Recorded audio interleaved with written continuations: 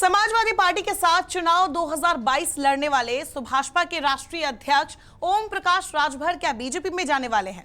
हम ऐसा क्यों कह रहे हैं? क्योंकि बीते दिनों यानी होली के दिन अचानक सियासी गलियारों में ये खबर फैल गई कि राजभर ने अमित शाह से मुलाकात की।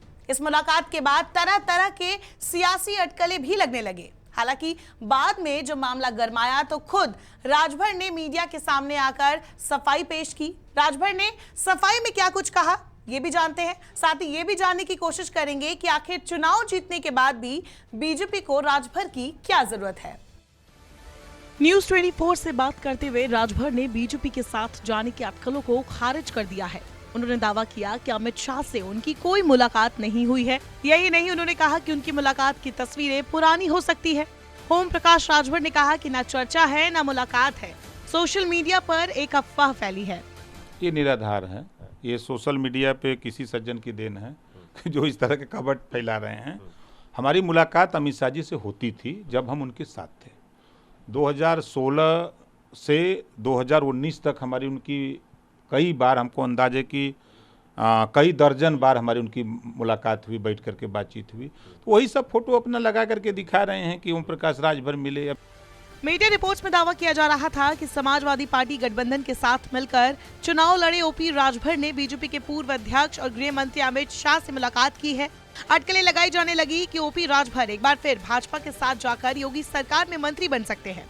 2017 में उन्होंने भाजपा गठबंधन के साथ चुनाव लड़ा था और योगी सरकार में मंत्री भी बने थे, लेकिन बाद में वो बागी हो गए और हाल ही में संपन्न हुए विधानसभा चुनाव में अखिलेश यादव के अहम गठबंधन साथी रहे। हालांकि चुनाव में सपा की हार के बाद से ही अटकलें लगने लगी थी कि राजभर एक बार फिर रास्ता बदल सकते हैं।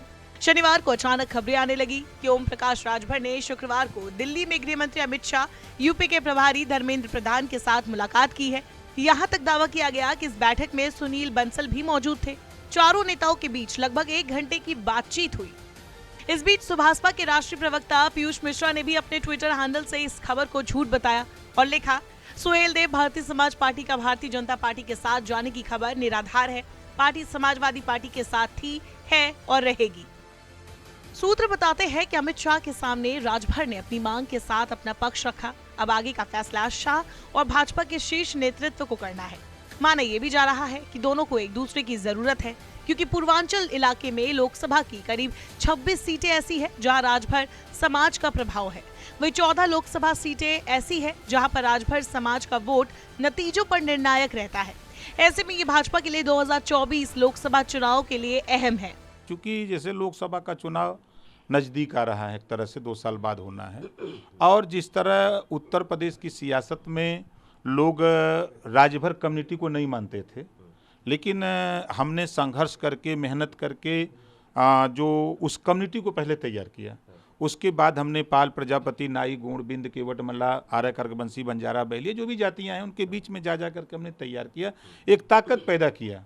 तो जब ताकत पैदा किया तो स्वाभाविक है कि उस ताकत का इस्तेमाल हम लोग समाजवादी पार्टी के साथ किए, बहुजन समाज भारतीय जनता पार्टी के साथ किए। उसका रिजल्ट रहा 325 सीट जीती। और जब हम साथ छोड़ के आए, हम समाजवादी पार्टी के साथ आए, तो वो ताकत हम यहाँ ले आए, तो उसका रिजल्ट आया आपके सामने है कि समाजवादी पार्टी 47 से 125 पहुंच गई। बता दें कि पूर्वांचल के कई जिलों में राजभर समुदाय का वोट राजनीतिक समीकरण बनाने और बिगाड़ने की ताकत रखता है। सुहेल देव भारतीय समाज पार्टी के राष्ट्रीय अध्यक्ष ओपी राजभर का यूपी के पूर्वांचल इलाके की राजनीति में दबदबा है। 2022 के चुनाव में जहां एक तरफ भाजपा पश्चिम से लेकर अवध तक मजबूत नजर आई, वहीं पूर्वांचल के 4 जिलों में भाजपा का खाता तक नहीं खुला। गाजीपुर, अंबेडकर नगर, मऊ, बलिया, जौनपुर, आजमगढ़ में भाजपा को सबसे ज्यादा नुकसान हुआ।